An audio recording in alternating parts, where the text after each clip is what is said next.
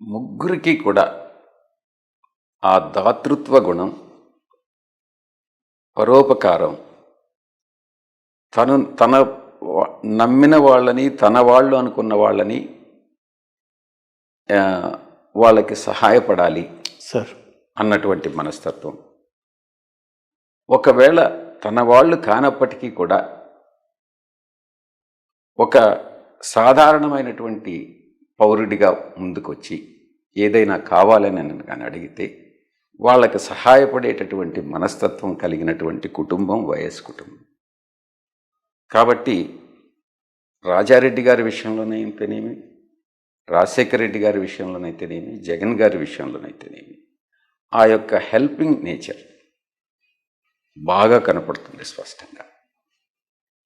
తన వాళ్ళు అనుకున్న వాళ్ళని ఇంకా కూడా దగ్గరికి తీసుకోవడం వాళ్ళ యొక్క నైజం.